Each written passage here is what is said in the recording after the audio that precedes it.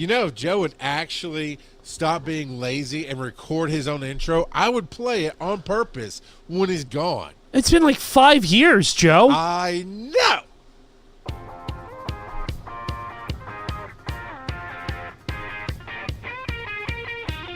This is Wise and Nerdy, where fatherhood meets fandom.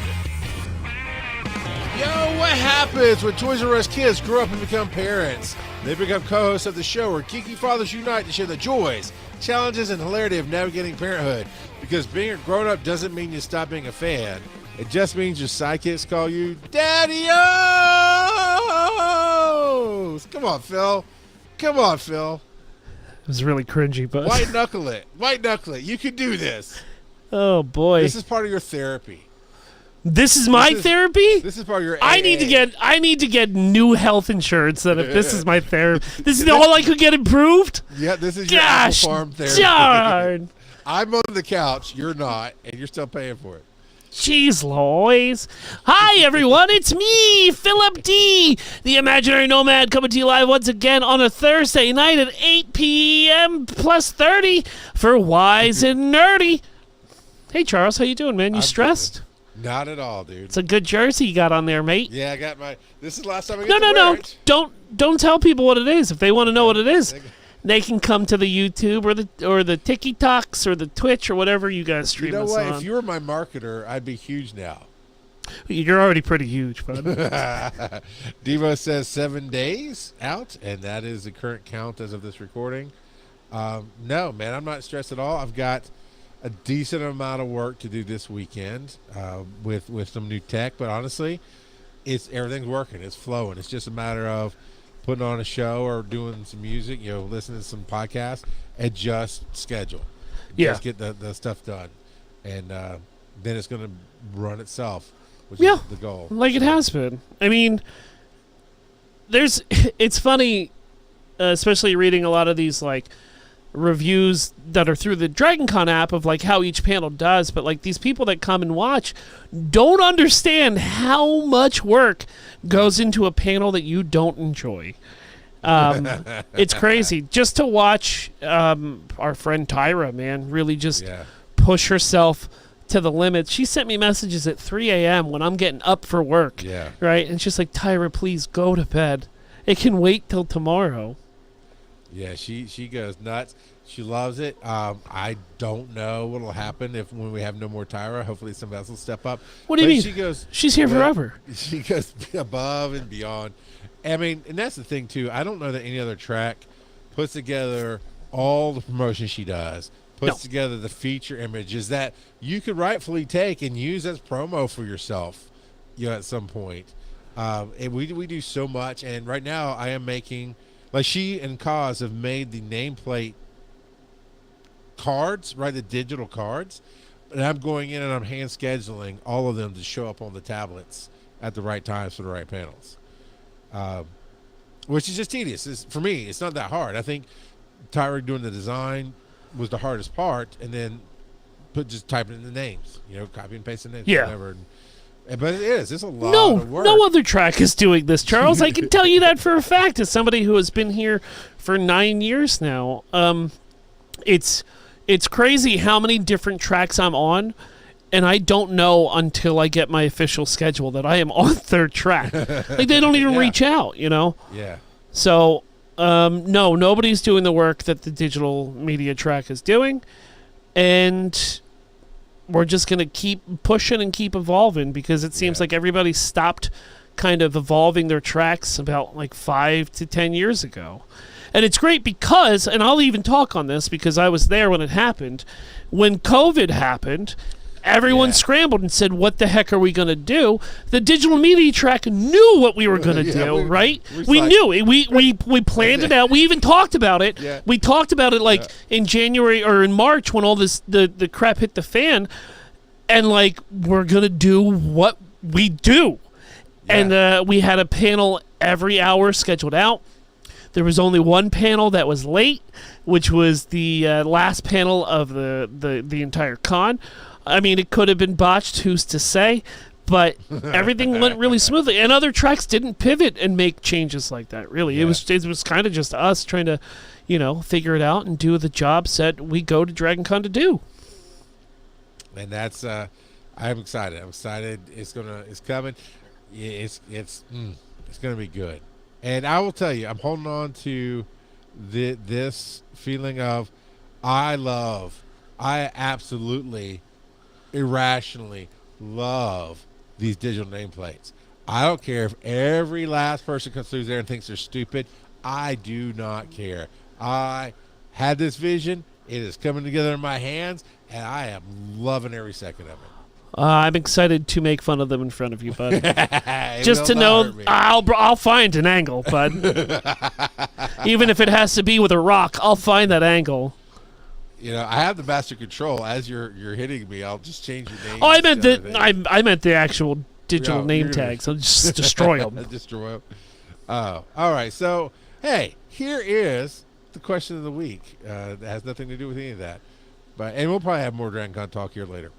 So this came a while back. You can find this on wiseandnerdy.com/calldad. It'll take you to our speak pipe, which has a whole bunch of these listed out, so you can call in your answers. What's the most dad-like thing you've ever done that felt straight out of a sitcom? Now, I will go ahead and say there are all of 0 speak pipes this week. So I'm starting to think that Joe not only pretends to be his own son and call in, I believe he pretends to be his wife and call in, and I'm fairly convinced he pretends to be Devo and call in, because when Joe's on vacation, can't be bothered, I get no vocal love from anybody. That's okay now. Joe has kids? I don't know, man. He says he does, but I'm pretty sure they don't show up on the show when he's not here, so I don't believe it.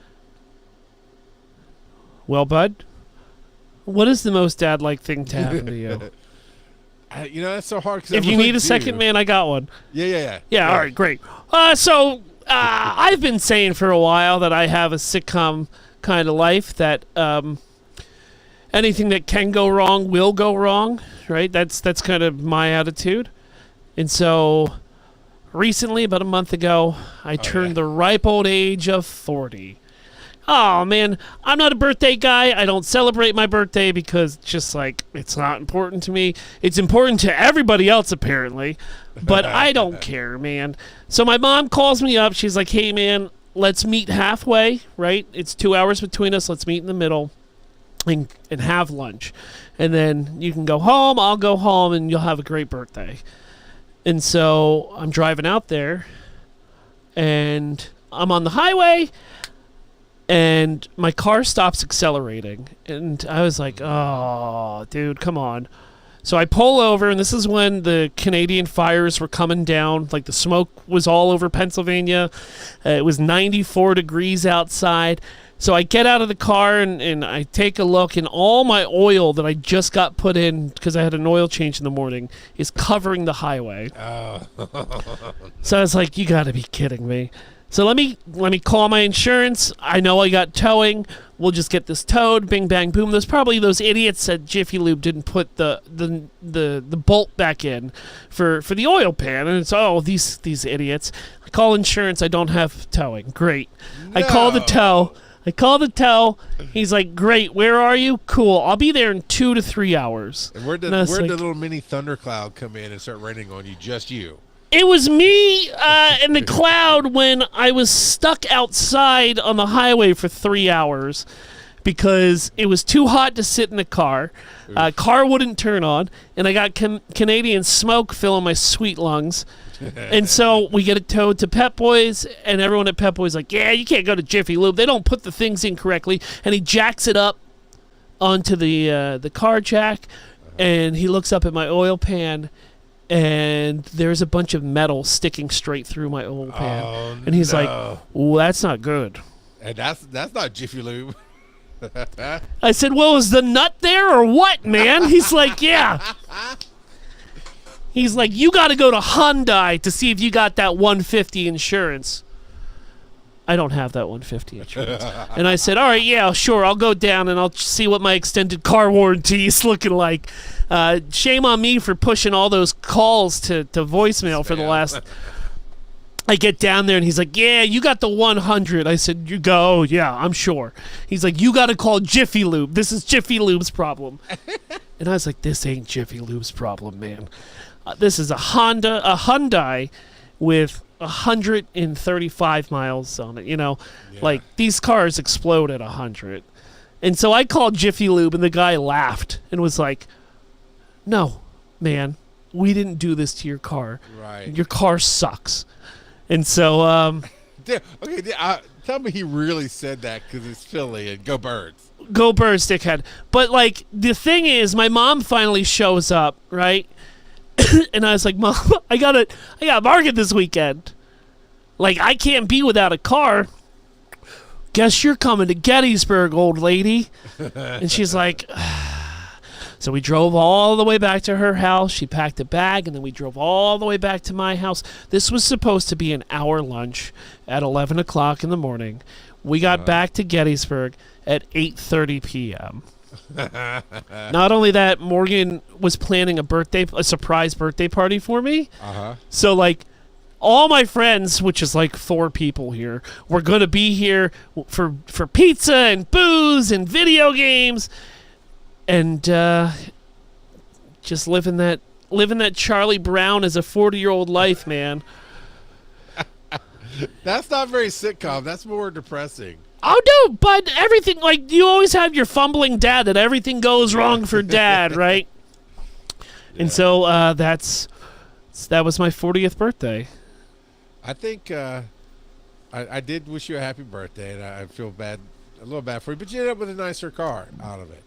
You got the deal you wanted. Yeah. Kind of. Sure. My sitcom thing, I think it's supposed to be like moments, but I can't think of, because I think you and I live similarly. We see things in kind of media formats. So I guess the most sitcom-y thing that happens is almost a daily occurrence with the one-liners in the house, where we either burn each other or I often, especially at night, say the inside thoughts out loud, and sometimes they hit really well, and sometimes, like, here's one for you. Buckle up, buttercups, because they did not land in my house. Let's see if it lands with Phil, who I usually, if my wife doesn't laugh, well, I should have just told Phil. He would like it.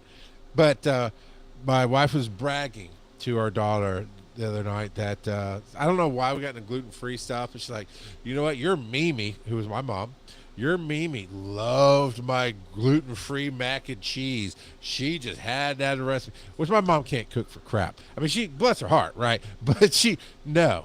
I learned about what seasonings beyond salt and pepper after I left the house, type of deal. Are you saying that white Southern Baptists don't know are not Yes. invited to any cookouts? Yes. And if they are, they're asked to bring plates and cups. With my whole chest, I am saying that.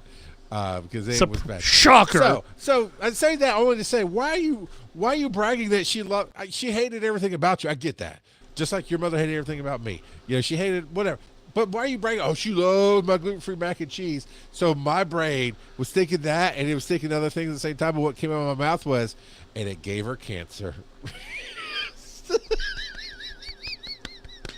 Yeah, and that was the last meal she ate. You feel good about that now? She instantly went to the hospital after one bite. Thanks. It made me laugh. That's a good my joke. My wife was like, oh, and my daughter, they had mixed relationships. Well, my kids have mixed relationships with their grandparents, and I tried to let them have that. I tried to, let them have their image of the grandparents that they wanted. As they got older, how they had to decide to see them themselves, whatever. And but my daughter's like, oh, well, on that note, I gotta go. I was like, I'm not apologizing for one. It's my mom. Sure. Screw all of you. Yeah. I can say whatever I want. And two, I thought it was a damn good joke. I mean, the only other sitcom dad stuff that I do is like I'll have like a, hey, watch this, and then I'll do something and it will just completely backfire off of me. Like I'll go to like take the hedge clippers and take out a branch, not realizing that there's an extension cord in there, and I'll cut the extension cord, taking out all the lights in the backyard. Like that's what I do. Or it's just like, ugh. So it's like I make more problems for myself. That's usually how that goes. Yeah. You're a D&D player. I'm sure you got some dice at hand. Because yet again, I did not prepare. I've got the hammer. Hold on. I What can do we spin need? A this. D6? Yeah. I think I brought them all to the studio. I we're got this leaving. right We're here. leaving. Hold on.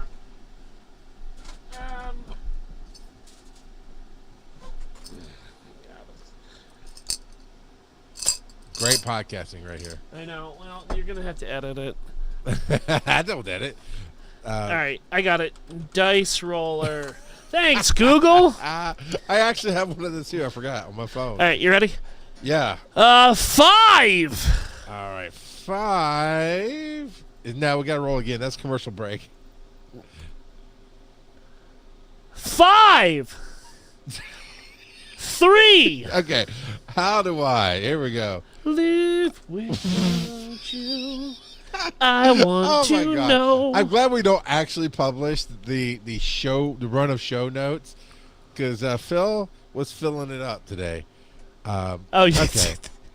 How do I want to warm you up for Dragon Con. You do this panel every year with Steven Adams, who, Yeah. by the way, opened up the show tonight purely by randomness. America's I cannot- dad. He's got some sitcom dad moments. I bet he Having does. meaningful conversations with his son Oh, about yeah. life lessons. Yeah, he does Yeah. that. Yeah, he's All like I the do is Beaver. tell my kid, like, hey, man, why did this happen? Because you're dumb. This is why this happened. How do you not have this happen anymore? Stop being dumb. So that's my my talks to my kid. Stop being dumb. My new one is, hey, bud, tuck your autism in. It's showing too much. Anyway, I'm derailing everything. How do I get past imposter syndrome, which is one of the panels that you do with Steven every year? You don't. So okay, But you can cope with it, and you can learn to get by it. You have been successful at being a podcaster for many years now. You have a successful live show. You are celebrated when you get on the, like, Philip Scared Stupid. You have a cult of people who show up for you. You work on a higher level than most. Where does your imposter syndrome today sit, knowing all of that? But it's still as raging as ever. And it's funny because I know the root of my imposter syndrome, and I haven't done anything about I haven't worked on it. So, like, the thing that I work through in my brain constantly, and obviously every case is different for everybody, but my issue is that I set my goals, my personal goals, if it is through content creation, if it is at work, if it is for parenting, so ungodly high, and the standard that I hold myself is so high that if I don't hit those, like, that level of standard, that's where I break down into myself. Right? Because I set my expectations of my actions so high that when obviously you can't run at 150 RPMs constantly. You're going to get burnt out. And so I've been trying in my life to kind of have more realistic goals, right?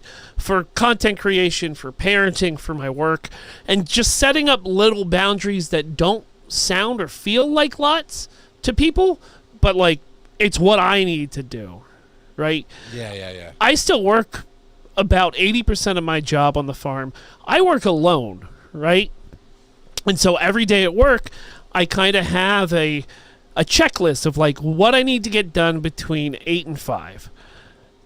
And so now I used to push myself, okay, well, it's 5 o'clock, I'm not done.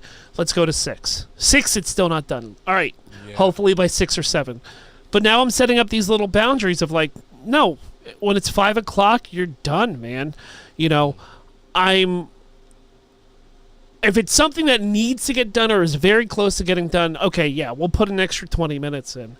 But if it's these big projects, like, it can wait till tomorrow. Or I can just talk to myself saying, look, dude, you're one guy doing a 3-man job. Yeah. Like, the expectations We're of not you... talking about botched, are we?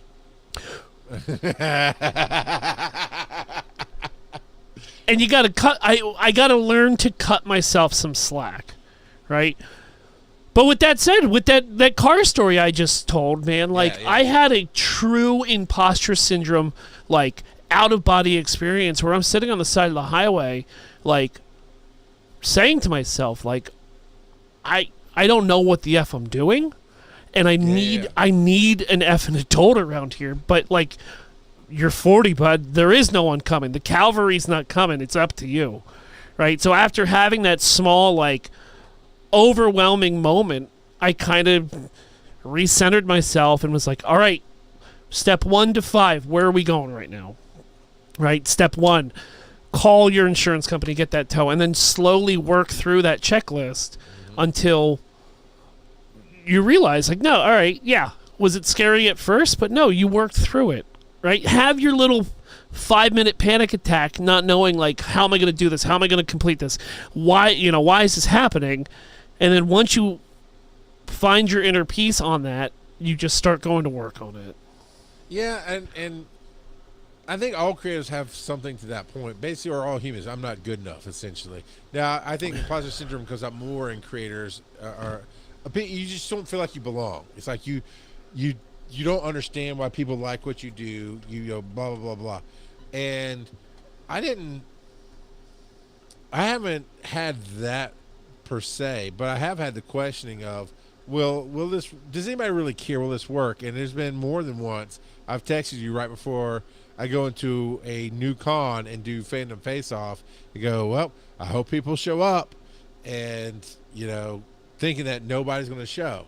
And honestly, the worst con I ever did, we still had 8 or 9 people show up, you know, and do something. So, I got to where I just stopped worrying about it and started doing what I wanted. The audio vandalism that I do on TikTok, I just had weird ideas of when I think of an animation, I hear a certain song, or vice versa. And so I've been pulling out these apparently obscure, Saturday morning cartoons and putting them out there. And I did one the other day, and I'm like, okay, this is just kind of, it feels all right. It's not my best work, but I like it. I'm happy. 2,000 freaking views on Instagram. I've seen them. And people are saving them, and people are putting back, like, yeah. But this is such an, okay. I mean, sure, I'd stop even arguing it. I'm glad that you and Steven do that all the time. But, even as you go along, I think good creators question themselves. But at some point, you have to, and it depends on what you do. But for me, I had to become the artist. Like, that's what the audio graffiti is. It's or audio vandalism. To me, it's just art. It's not a thing I can market. It's not a thing I can sell. It's just an expression of what's in me. And I just started doing it because I wanted to do it. But truly, if we're going to really break it down to the bare minimums of what you should do to get over imposter syndrome, is get used to failing. Yeah. Really. Like, no matter what you're going to do, you're going to take L's, right? And it's all about how you react to failure and working through your failure, but working with your failure as well. Like, every time you fail doesn't mean that, like, you're not good enough. It's more of like, okay, let's take a piece of that did work and take it with us to our next endeavor, right? Getting used to being, you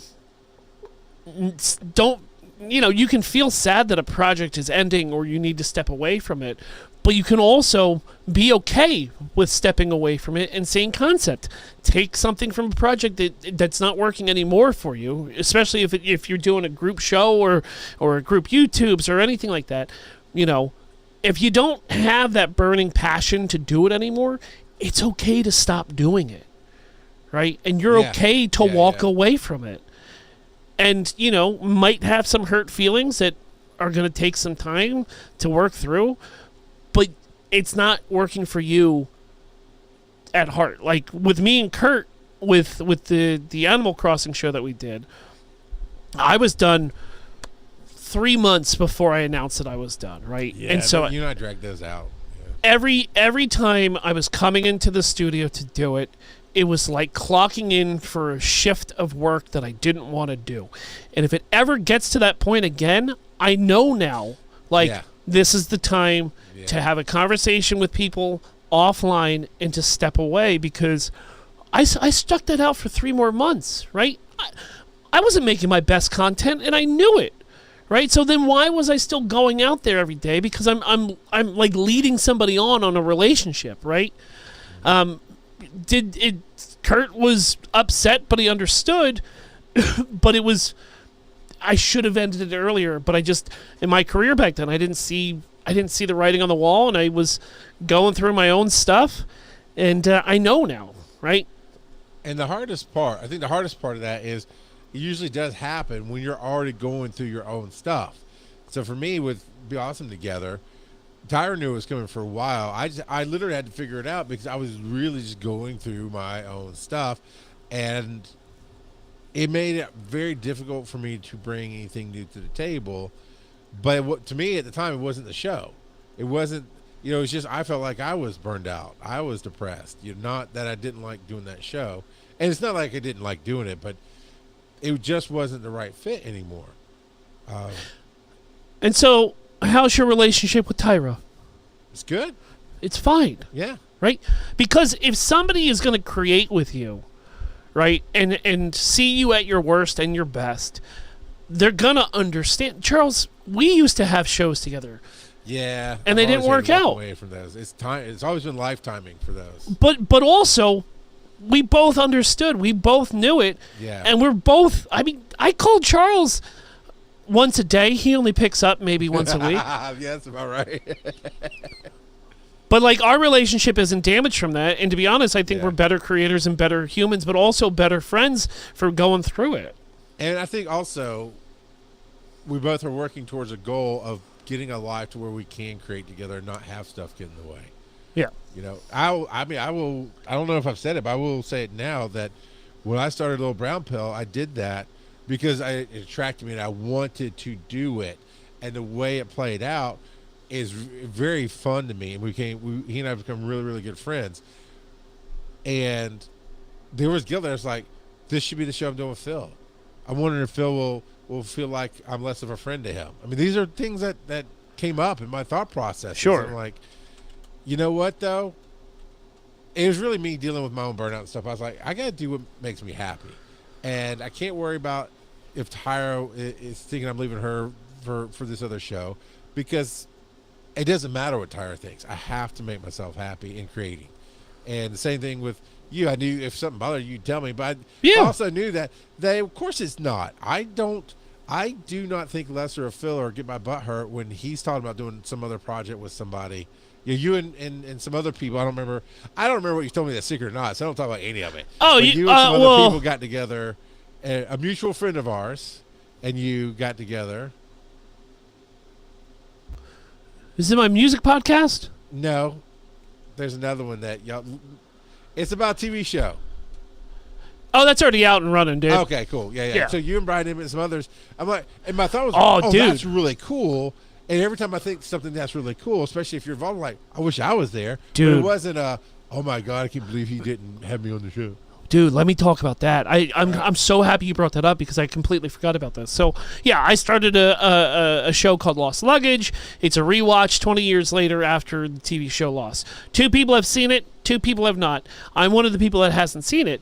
But the other 3 hosts do a very big show together. One is a main host and the other 2 are spec hosts. They come in once a month to do their special segments, right?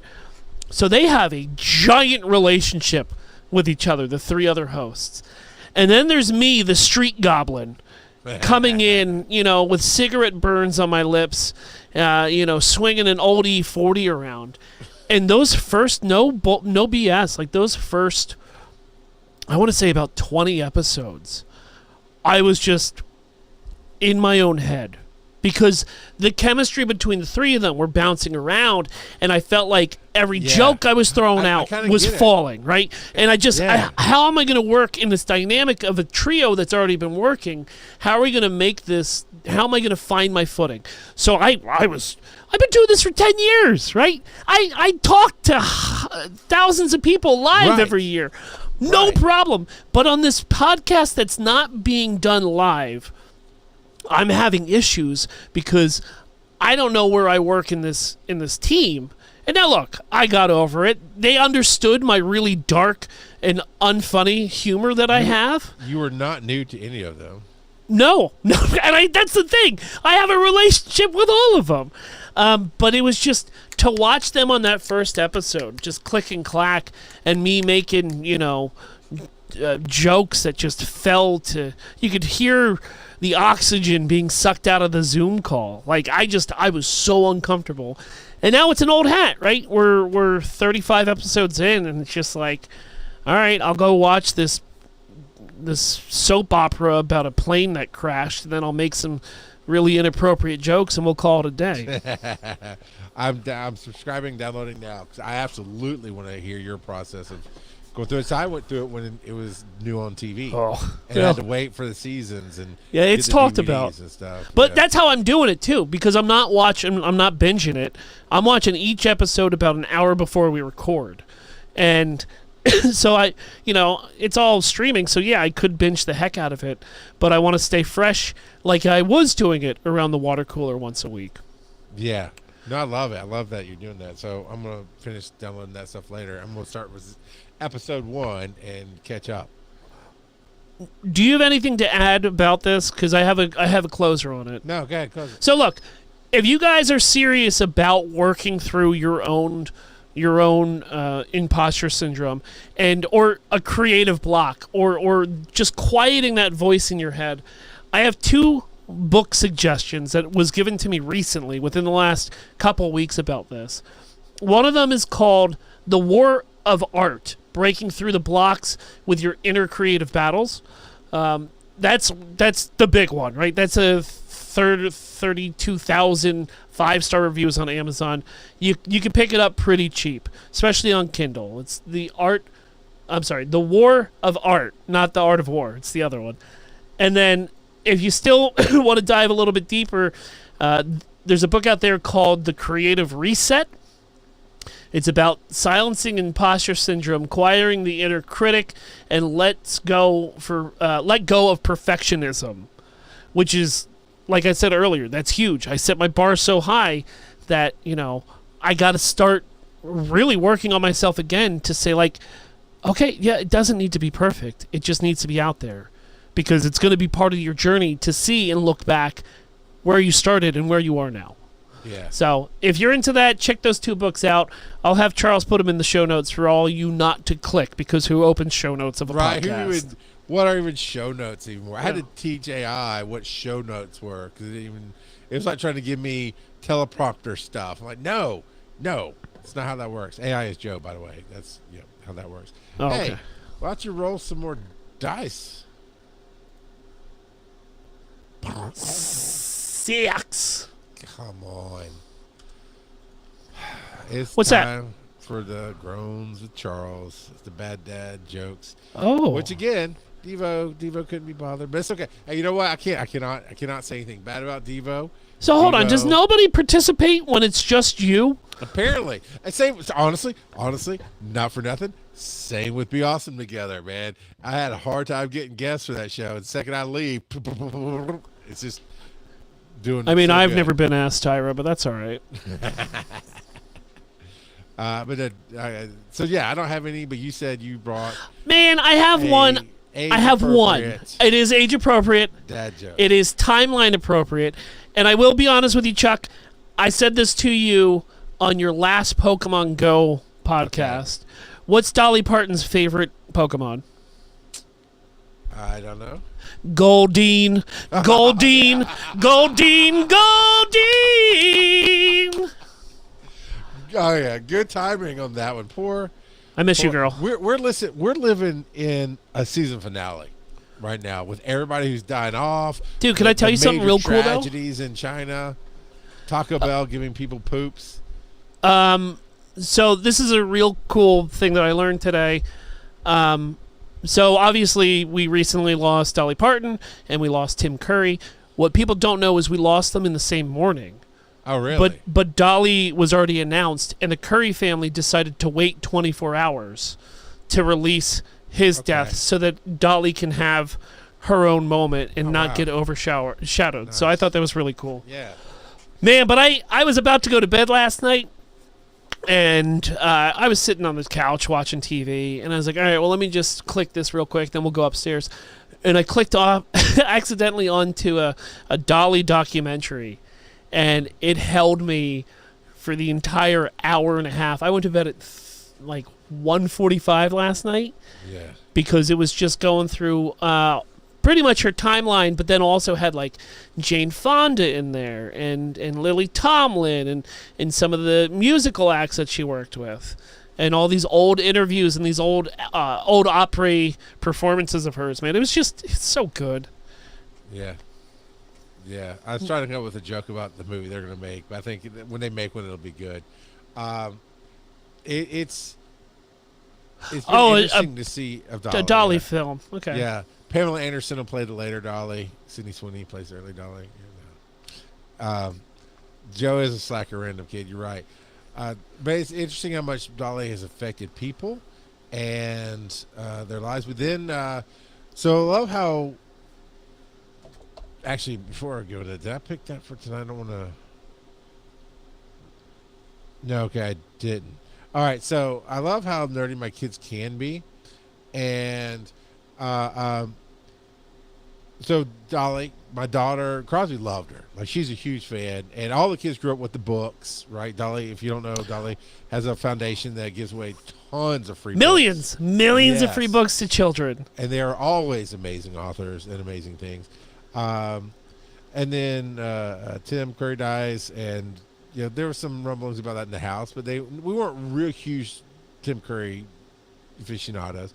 Then the next day, this artist that they all love, I didn't get to go to that exhibit, so I don't know much about her, but she painted polka dots on things and just did stuff with mirrors, and it was apparently really cool, and everybody loved it and loved her artwork. And actually she came here a couple of years ago to the Hyde Museum, and they went and heard her speak or whatever, and she was like 90 then. She passed away like yesterday. And then my son lights up Discord. This is one of the most dumbest sitcom things I've ever did. He hits the family chat today. He goes, in all caps, he puts some goofy photo first. And then in all caps, he puts, the Pentagon has been hit. Optimus Prime is dead. And before anybody else could respond, my lightning fast texting went, no, dude, Optimus Prime died in the 80s, and it gutted us all. That was the defining moment of Gen X. Do not take his name in vain. Yeah, the passing of Peter Cullen. Yeah. Yeah, Peter Cullen passed away today. Yeah. Voice of Eeyore on Winnie the Pooh. The voice of Monterey Jack on Chippendale's Rescue Rangers. And obviously, he was Kit, right? He was Kit in Night. Yep. He's been Optimus Prime in many iterations. He's done so much work. Yeah, man. So, yeah. So they were all sad about that today. But yeah, I said we're living in a season finale. It's taking everything down. Let's see where the not everything is. That's the cliffhanger. That's the cliffhanger that we're coming up to. Fingers crossed. All right, let's roll. You don't have a dad joke? No, I never have a dad joke. Are we still skipping fives? No, we can do. You rolled a 5. All right, give me a 5. All right. Let's play this one. Brought to you by Podderation, podcast for nerds. Ooh, natural 20.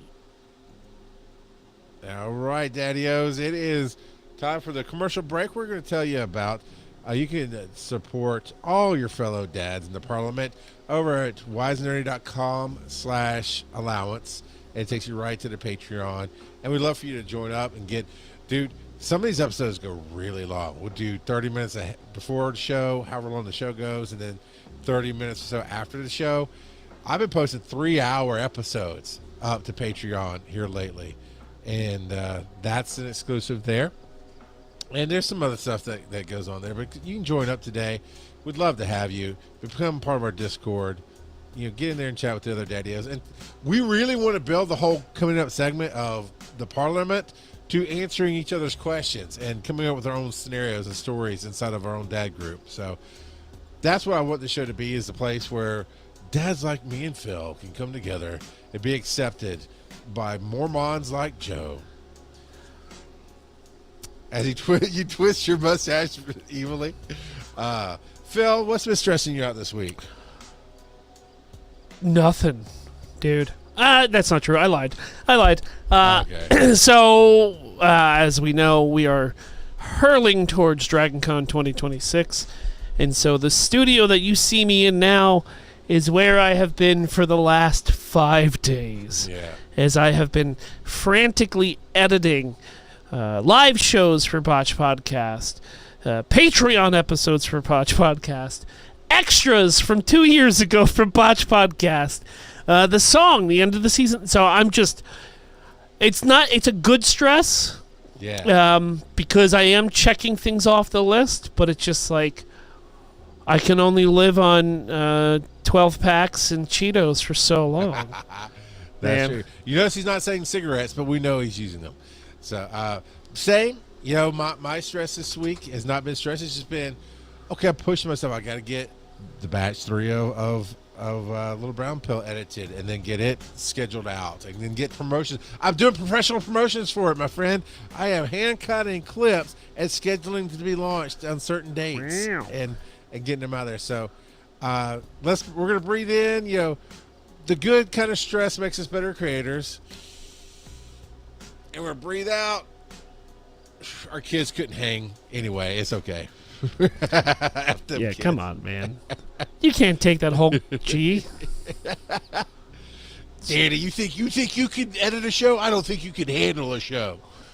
We did stream recently together. Oh yeah? Yeah, we played Hollow Knight. He's been really into Hollow Knight, Nice. which has been fun. So, Well, let's take a moment, reset, and we're going to jump back into the show.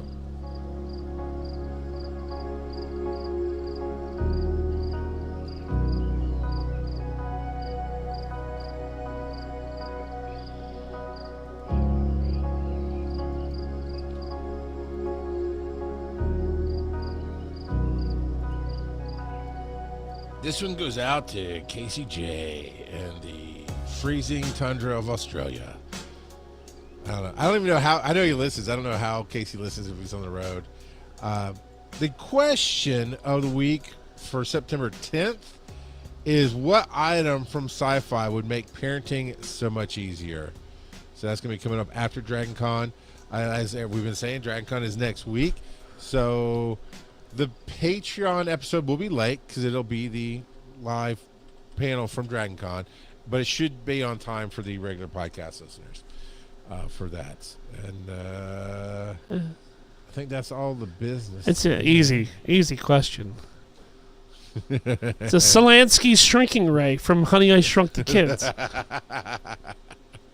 We're due, with Rick Moranis coming back, we're due for another Honey, I Shrunk the Kids. Oh, you think so? You think that's what he's going to come?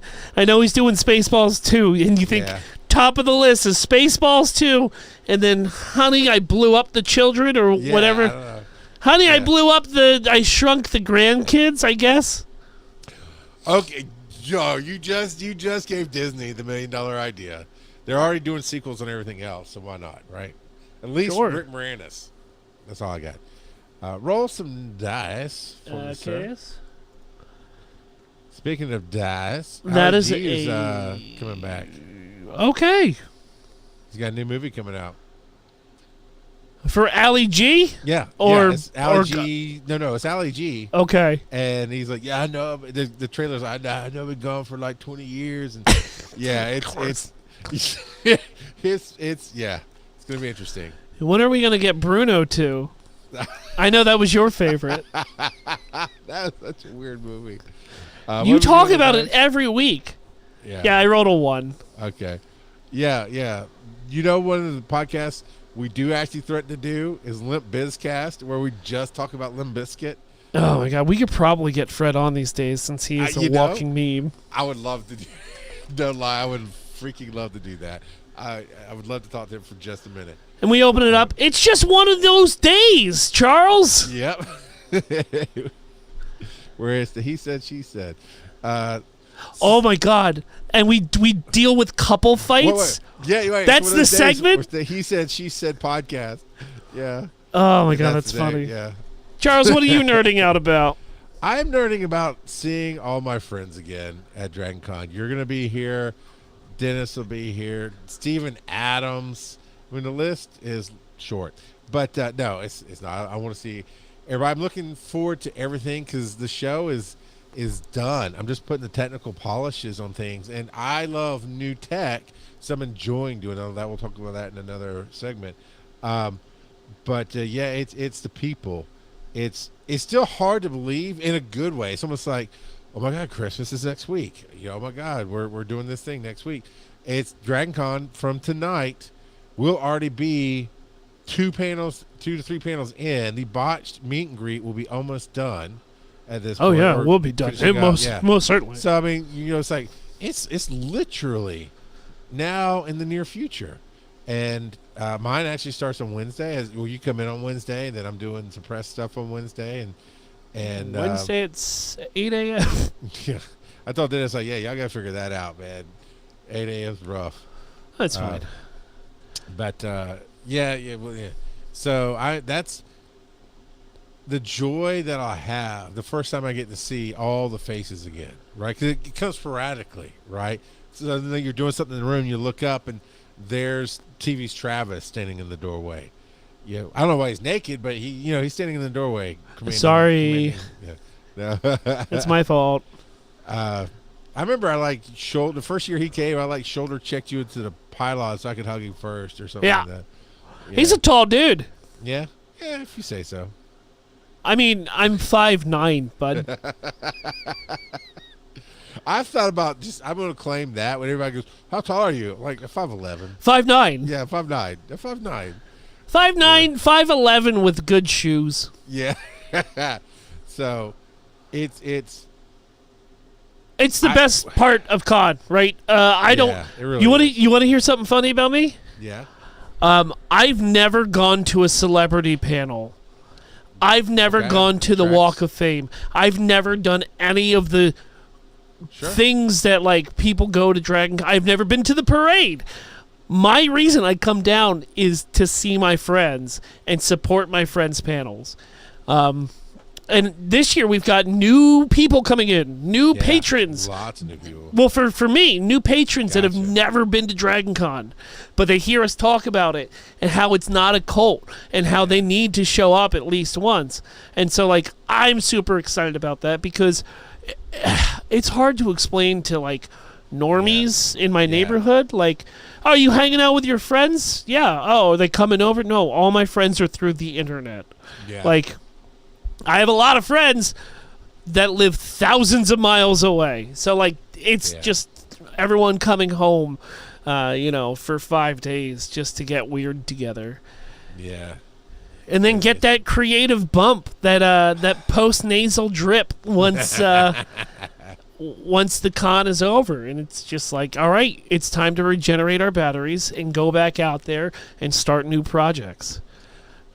I know this might sound weird, but I am really kind of hoping that the contract I'm in says, oh, yeah, we meant to tell you, we worked it out. You don't need to come back after Dragon Con. Because I'll be coming off that creative bump. I'll be coming off of a very tired spot, so I'll get some sleep and some rest, and then I'll be able to go forward and conquer. It's fine if they don't. It's absolutely fine if I work out with them for a little while longer. I'm good with that. But yeah, it's the creativity. Like Josh will be here. He's going to come to the house afterwards for the cookout, and I've invited this guy that I've met through this contract, who has done tours before. He has set up art shows. He has put on music stuff. And so me and him and Josh are not just sit down and give him that creative bump that he so desperately needs of just being around all of that energy right after Dragon Con on Monday. Yeah. You're tired, so you're not overwhelming people, but you're also super hyped and coming up with ideas. So he's going to come and be in that energy and then talk to us about, building a tour probably I'm thinking maybe early next year, but somebody legitimate, give us some ideas of what we need to work towards. It's going to be so cool of all of it, and I always look forward to it. I've brought it up quite often in my interviews leading up to the con. Of our capstone is botched on Sunday nights, and you guys do such a great job of that closing show on Sunday nights that every year I go, man, I really want to figure out how to be a bigger part of botched.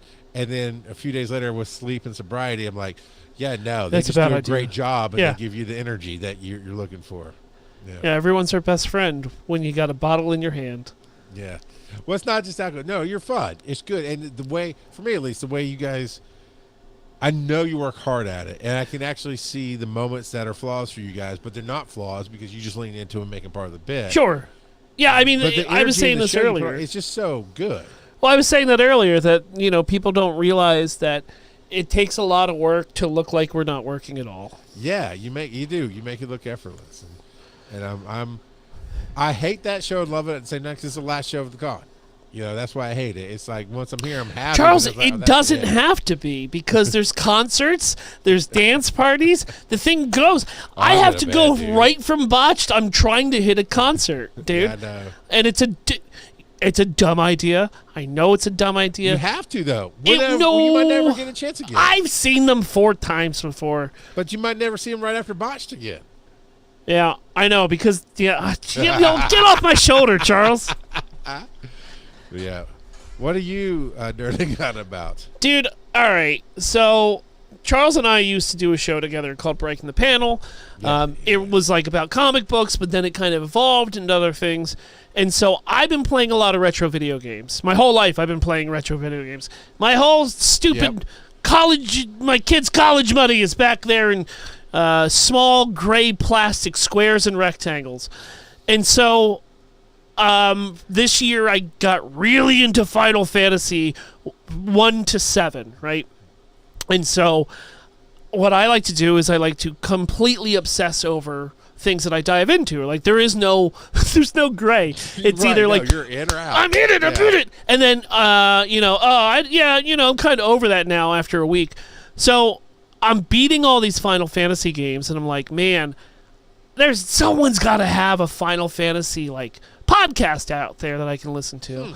And so I found a couple. They weren't really what I was looking for. I wanted people to talk about the game that I just beat. And so I found this little show called Games My Mom Found, right? And I Okay. download their episode for Final Fantasy 4 and 6 and 5 and all the ones that I just finished because I want to hear other people's takes on it.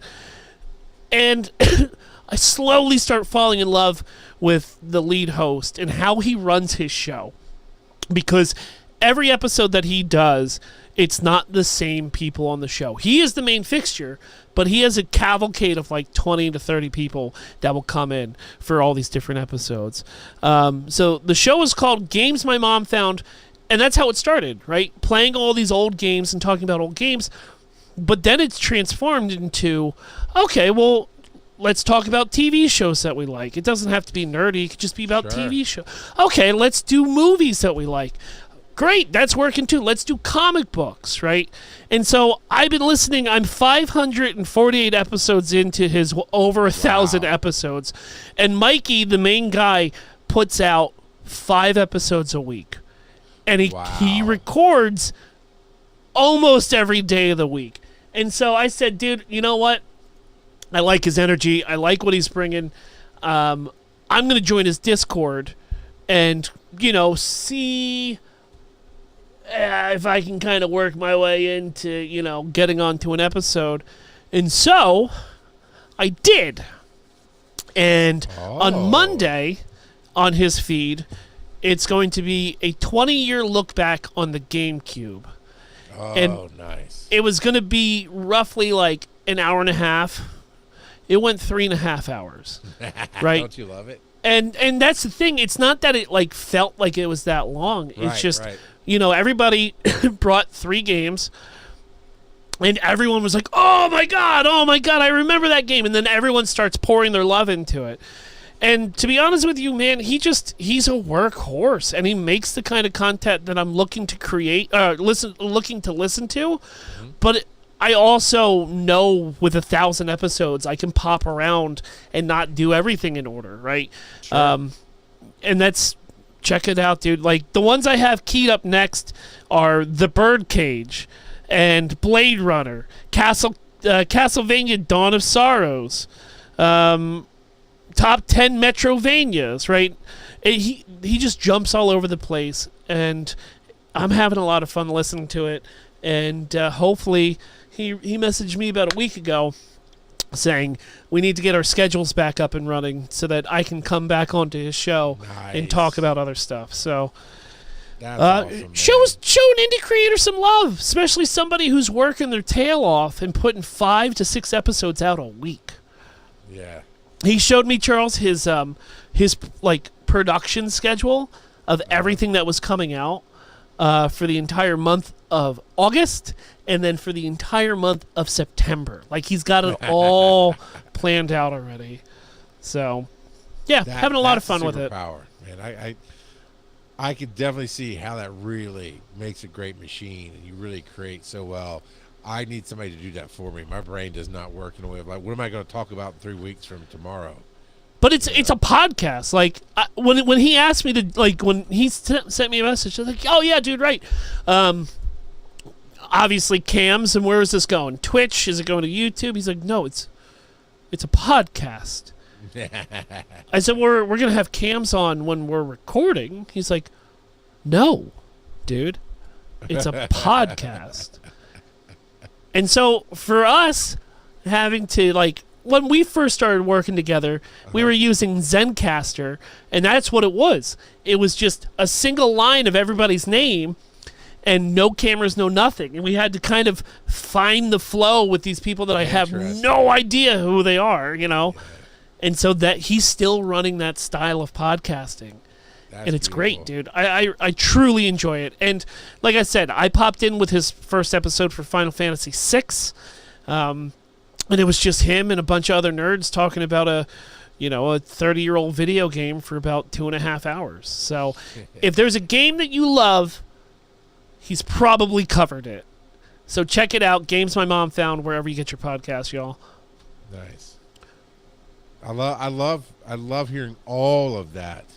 It encourages me right now to the excitement of getting the work done, right? Because if I can start, I got some practice this week, but I start really making that work happen of cutting the clips and doing certain promotions and doing, then that'll bring me what I want, which is just people to talk to and interact with. I want somebody to find any one of my podcasts and react the way you did, of like, it's just full of love. And it's just what I heard you say and all that. It's just a place where you belong, whether it had you on the show or not. Yeah. It's a place you felt you belong. 100%. That's awesome. But also, like, even if they don't like a game or they don't like a movie or something, they'll still put the time in, and they won't really shred it because, as they say, like, a lot of people worked hard on this, and it just didn't land for me. So, and that's okay. I hear you, man. That's really cool. You know what? I should have been writing down. I should have been putting the numbers in on the segments. Oh, look at you putting in X's. I got you, puppy. All right. I'll say my first roll, Dio. Roll the dice. 4. All right. Do we do 4 already? No. Parliament of Papas. All right. This one you held off specifically. Now, I actually found this a couple weeks ago. I found a couple. I was doing some searches on some ideas and wanted to stack a few parliaments, so if something didn't pop up in our Discord, we could just grab it. And tonight, I didn't plan this out until I read it. Well, you're the perfect guest for this parliament. Am I the butt face for letting my daughter call my wife mom? All right, I'm going to get to the Reddit here. Yeah, it says so I guess especially telling / letting my daughter call my wife mom. All right, here we go. This is from user L_constant_8676. 3 You years look so ago. old. You look so old. Hey, I got to read with bifocals. F off. My ex and I have a 10-year-old daughter together. I'm the custodial parent, and she only sees her every other weekend. We live in 2 different cities, and that's the only time my daughter sees her mom. I got married to my wife a year ago, and my daughter and wife get along very well. My wife is a much better mom than my ex, and my daughter sees this. Recently, my daughter asked us if it's okay for her to call my wife mom, and my wife was extremely happy. We told her yes, if this is really what she wants, she's allowed to do it. After all, she's old enough to make that choice. My ex, however, was not happy with this and called me screaming and asking why her daughter is calling my wife mom. I told her to calm down. That always works. That's my go-to. But she wouldn't apparently. My daughter has started referring to her by name. Okay, so I told her to calm down. She wouldn't. Apparently, my daughter has started referring to her by name. I had no idea. But The she blamed mother. me for this. Yeah, the mother, the bio mom. Calling her Kathy instead of Yeah. just calling her mom. Wow. Yeah, yeah. Oh. So she blamed me for this and called me an asshole. So you're the resident co-parent in this talk right Yep. here, sir. Not with this toxic relationship, thankfully. Yeah, yours is better. Yeah. This is not where I thought the story was going to go when I read the headline. Wow, there's a lot to unpack here. Right, Bio Mom? Yeah.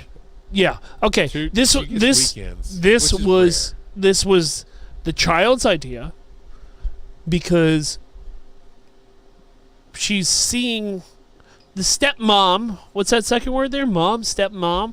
Yeah. More often than bio mom, which is rare that the father gets, Right. which leads me to believe there's a reason for that. But what it comes down to is this was the child's idea. This is a 10-year-old child making this decision. And so what we have in this house is what's best for the children is what we're going to do. So right now, my kid calls my partner Morgan, or Morgie, or Morgie Porgy. Right. But if he came to us one day, even with my ex-wife in the picture, or standing right there, and he said, hey, this is what I'm thinking, then we're going to support our child with what he wants to do. I think it would be along the lines of grandparents, right? If in a good world, you have multiple sets of grandparents when you get married because you're sharing their grandparents. So we always had Papa Roy, Papa Chuck, Papa Allen, because they're all Papa Wheelie. grandparents. Yeah. So I would think in a good, healthy relationship, if you got remarried, if your ex-wife got remarried, it'd be, Daddy Phil, or it might be Dad. That's and what Mom. Morgan calls me. It'd be Dad and Mom, but in your case, it'd be Mama Morgan, and then Daddy Bob or whatever. Sure. Just not to Mama separate, but Stacy. to make it understandable who you're talking about in a conversation. I think the bio mom needs to go to therapy. Yeah, probably. 100%. I mean, and it shows that the 10-year-old is calling his bio mom by her first name. Yeah. Shows that there's some underlining trauma that is happening right there. If Daniel started calling his mom by her first name or calling me by her first name, there would be a very strong discussion. Yeah. But he knows not to do that. So that's why I think there's something happening behind the scenes that's not being reported here.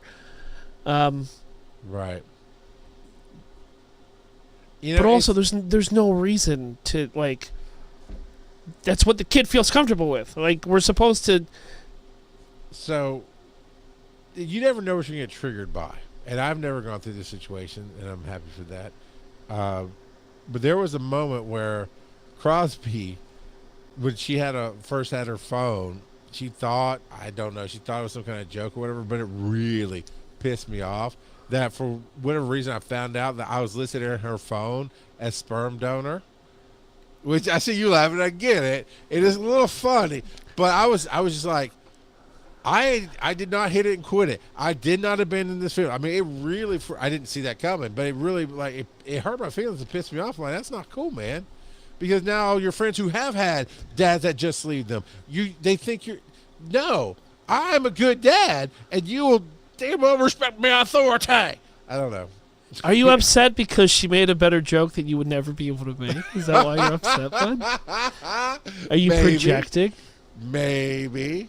But Sperm at the same donuts. time, it was like I know who her friends were at the time. And But she's none not of them calling had you that sperm donor to your face, thing. bud. This is true. And technically not biologically incorrect to say that, but it is a derogatory. So there does seem to be. We do this all the time with the Reddit parliaments, is like, well, we don't have enough information, but there's more here to infer than most. The fact that it is rare in any situation that the kid lives with the dad as a custodial parent and visits the mom. At best case scenarios, it's split, which I believe is your case. You have it split on schedules, and it's mostly balanced. It's very balanced. And well, I didn't want to assume. So, No. I'm very open about that's it. the only part of your life that's balanced. I know, it's Everything weird. else is very, yeah. I mean, Morgan and Danny's mom get along. Like, they've hung out together. Like, last week while I was at work, Morgan went to his hockey game, and then they sat together in the stands. And that's what you want. That's exactly what you want, because that's what's best for the damn kid, It's man. best for everybody involved, honestly. But it's like now look, I got to take the poster to his word. He's saying and stating that the child brought this up, right? It wasn't coerced. It wasn't pushed upon her. Right. Like, this is your idea, but I'm telling you to do.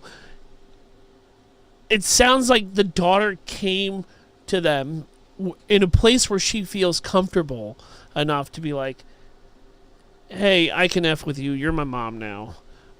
You're my mom as well. Yeah. Right? And it doesn't seem like until the bio mom found out and freaked out about it is when she decided to call her by her government. Right? Perhaps. And there's situations where you work with your parents. I think all my kids at some point have tried to call me by my first name, and it doesn't get the response they're looking for. I think they're looking for, like, me to overreact or this and that. And it's like, I don't know what you're trying to get here. It's not going to get what you want. But on a real note, that's not going to happen, man. And just had to be 2 little words, sperm donor. That was it. You know what? I regret telling you some things in life, and that is one of them now. Oh, that's fine. I'm changing your name in my phone. I want to change you to Dumpster Baby. That's fine. What's going to be even better is when I have my phone on a table at DragonCon, and you call me, and someone's like, but sperm donor is calling you? And then I'll be like, oh, don't worry, that's Charles. And they're like, what kind of sperm is he donating for you, Phil? Don't I ask. said, Don't we don't tell. have time, buddy. We don't have time. Yep. So I'm rolling clock, not the butt face. Yeah. I mean, it comes down to it's what's best for the kid. It happens to be he's on the more positive side of it, so it's easier. It is. It's easier when you win, essentially. I would like to think, and I'm pretty sure I'd be this way, because as much as my son's girlfriend's been around a long time and she's basically part of the family, as much as my daughter's boyfriend has been around, and we're pretty sure that Who has a boyfriend? Crosby.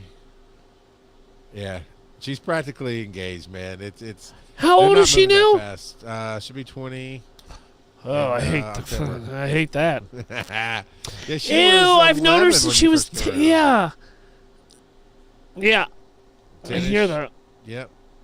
Because Oakland was 12, so she was. No, yeah, she would be turning 11 when you Yeah. first came around. Yeah, I know, right? I know, and but the point is, I appreciate them. I can welcome them in, to a certain level, and maybe as they engage more with the family, it might become more like Dragon Con family, where it's like, I can engage with you more, but it'll never be my family, and I don't think that's a bad thing. And so, I would think if I got remarried to somebody and they had a kid, I'm not your dad. I'm not trying to be your dad. That's the bottom line. You did it. You absolutely did it. And I took your stupid picture. You did. I saw you take the stupid. So yeah, I'm with you. Not the butt face. If we take you at your word, which is all we can do with this. So it's And everyone should go to therapy. Everybody. Not just the bio mom. yeah. Everybody should. Yeah, the kid needs it. Everybody needs it. So, and I don't understand the the new wife, getting excited about it. But I guess some people, Well, Yeah, I no, don't dude, because you've seen those videos of people bringing their step parent adoption papers, right? Sometimes Yeah, things like yeah. that and titles like that mean stuff. I mean, mean to people. Like, you can't take away from other people what they are very passionate or something means. Like, if it means a lot to them, it means a lot to them. Just because it doesn't mean a lot to you, you're right. I'm not gonna. I know. I'm not gonna take it away from him. It's all good. So we are down to Daddy. Tell me a story, and that one is. I'm sure you got a ton of them. What's the worst good idea you've ever had at work? And I'll go ahead and start. Mine is the Dragon Con stuff. Is the best good idea I ever had was two things: is try to do bigger, badder, better, more, and just overfilling the panels. So that was a lot of programming. Then we realized about a week ago that I had to go duplicate 90% of it because I need to put in the Twitch panels so that when they're on the app, somebody can hit the link and watch the panels. Why is that a worst idea?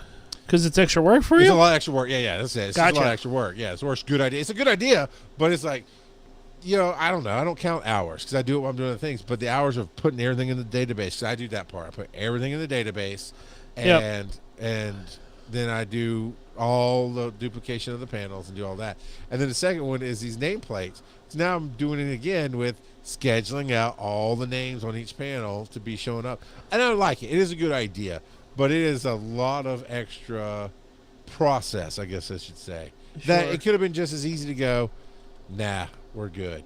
And it blows my mind. I have a track underneath me that I've started mentoring, and he and I had the last directors meeting of the con. They give us dinner, and so I try to make that time to talk with people and get to know them better.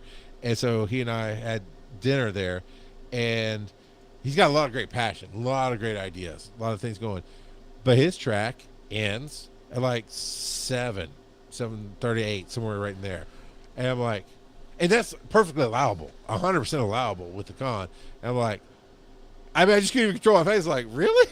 He's like, what is that, a bad thing? I'm like, no, you do you, man. And with your track, I'm not sure what you do after dark. And you're doing big things. You're doing a lot of great big things. This makers and robotics track. And so they're doing a lot of presentations and robot wars along with, panels. And There's stuff. battle bots at Dragon Con? Oh, yeah. Yeah, 100%. Yeah, you've welcome to the new world. Wow. It's been there for a couple of years, I think. But yeah, there's. How's the recreation laws down in Georgia these days? Not great. Testy? Okay. Yeah. 10-4. Yeah. It's going to be a long train ride. You know where my autism is? Battle bots. Especially with Daddy's little green thumb of his. Yeah. I'll sit there for hours watching robots destroy man. each other. You know what? Maybe I we'll love swing it. over there. I love We're it. gonna go. But so he lights up and he's got all these ideas and I love it. I'm feeding into that. But I said, well, I don't know what you would do after hours, but I start at 10 a.m. and I don't stop till 12:30. Sometimes Battle 1:30 bots in the morning, after dark. They Dress them up with little lingeries. No, they put fake blood packs on them. They put, yeah. plastic. Anyway, I'll tell you offline. That's for post show. So what was your worst good idea that you All of them, bud. I am indispensable at work. I let them know that I can do everything. Yeah, you messed up, became important. Yeah, you know what? Look how hard he's working. Let's reward him with more work. Like, buddy, nothing. I'm gone for Dragon Con for a week. Nothing of my jobs will get done while I am gone. Like, as soon as they found out I was a tech person, anytime a printer went down, it was my job to pick him up. Oh, he knows how to use Photoshop? Great. We need 5 different wine labels created. Send him in there to do the wine labels. Oh, wow. He thinks outside the box? What kind of ideas do you have for different new flavors for cider? Great. He's now going to make all of those. Like, it's really everything, man. Like, I Yeah, I remember figured. during COVID. Oh, he's touched the internet before. Let him do an online business for Oh us. my God, that's right. I forgot. Yeah, Oh my God, I blacked you did that a out. drive-through online business. It's true. I completely forgot about that. But that's kind of where it's at. Like, I figured out different ways to do jobs that were being done inefficiently and then made them more efficient. And now they're my jobs to do. Which is a bummer, but it's really, it's everything. You know, starting up live music at the Cider House for weekends, right? We did a trivia night a couple times because I watched you run trivia down at the bar, and I started looking at that, and so I did that for a couple nights. You know, I did a record night, and I brought down my record player, and you would be able to bring your favorite record in. We'd listen to it cover to cover as we all drink wine and cider together. So, like, it's Vino and Vinyl. It's a great name. There you go. That's a great name. But letting them know that I'm a creative mind was my biggest downfall, because they'll use it when they want it, and they won't use it when they think they have a better idea. Charles, I'm gonna tell you something real quick, and it's gonna be skirting that line of family friendly. Okay. All right. But my bosses, boomer bosses, they came out with this new wine. And what they did was they went to like a stock photos. Where do you get stock photos? Not Getty Image, but the other one, Shutterstock. Shutterstock. They went to Shutterstock and they bought all these different floral patterns, and they want to do a new line of wines with these nice new floral patterns on them. And I said, great. Tell me the kinds of wines, give me the pictures, and I'll work with them. And so I did that. I made 5 different labels, and they kind of looked bougie and whatnot because we're selling fermented grape juice. I don't get the stigma. But I set up these 5 things, and everything was done. I get into work the next day, and I can tell that somebody was at my computer, and I was like, what's going on? And my boss was like, well, I changed one of them. I said, what do you mean you changed one of them? He's like, I came up with a better name. And so I pull up one of the labels, and they have a Georgia O'Keeffe style flower with the name Tulips on there. Spelled out TWO LIPS. And I said, guys, we can't do that. You can, but you're going to get a whole different audience. It gets worse. And they're like, why can't we? It's a pun off of tulips, like the flowers. It's supposed And to I be like said, you put it to 2 lips that you drink it. And I was like, guys, we can't do that at all. Like, and they're like, well, why? And I'm like, oh. And they truly not? They truly didn't understand. And I was like, well, because. And they're like, because why? Why can't we do this? Is our business, Philip. Why can't we put this name and this label on here? And I was like, oh my God, you boomers. I said, because a female body has different terms for different things. And they were like, oh my God, that is absolutely disgusting, Philip. Nobody's going to think about that at all. Are you kidding? Are you kidding me? And I said, you're right. It is your business. Oh my and God. so I labeled the wine, and I had to do the wine show the next day. And every effing person that came up to that stand was like, Did anybody buy it? tulips? No one's going to buy a vagina wine, Charles. Not from you. Not when I look like this. Yeah, Dude, it was so cringy and embarrassing. No, we didn't sell any of it. I had to relabel it, dude. But this is what I'm talking about. Like, they found out I was creative and, like, started using it when they want to. And then when they have a more brilliant idea out of their, boomer brains that, I bet I can find that label. I bet I still have that label on my work computer. I bet you do. So I'll throw this one out, and then we're going to kick out and go do the after show like we like to do. You talked about So we're talking about telling stories of when people find out we can do things, right? Every time my kids, they love what I do. They do. They love what I do and who I am. So if they're at a scout meeting or a 4-H meeting or a church thing, and they hear, oh, blah blah blah, oh, my dad could do karaoke for you. Like, yeah, right. So that's whatever. That's fine. I've gone the opposite in my life now. Erin and I went with her dad and most of the kids to bingo night at the VFW last Friday night. And so the average age in that room was probably 60 plus. And so we were sitting there, and some are pretty old, and it's fun. And we enjoyed bingo. All the kids liked it. It was, everybody had a blast. Somebody, one of the family members won $100. It was a good time, right? Well, they were doing this game, and this old timer, and I mean, he had to be 80 plus.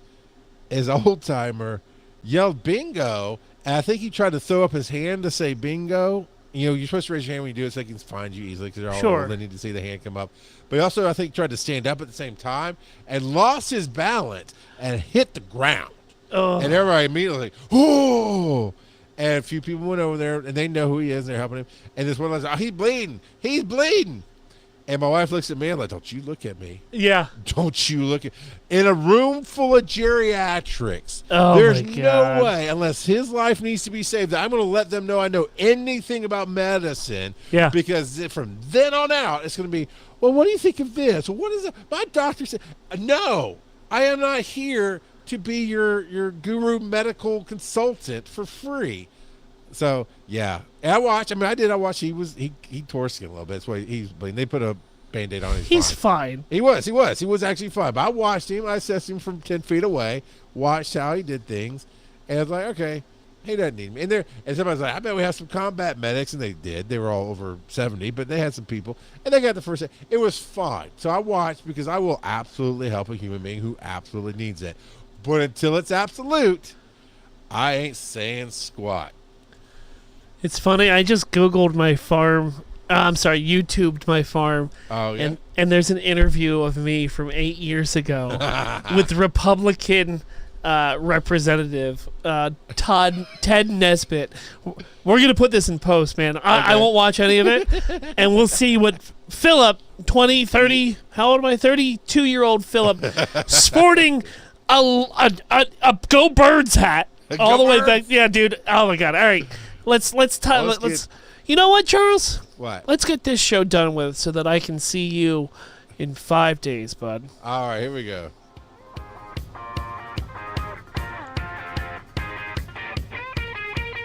Follow these nerdy dads on social media. Charles at Rock God of Podcasting. Joe at Joseph_Ard. Check out the website, wiseandnerdy.com. And as always, they may not be your father, but they'll always be your daddy. I'll also be on TV Travis's show this Sunday.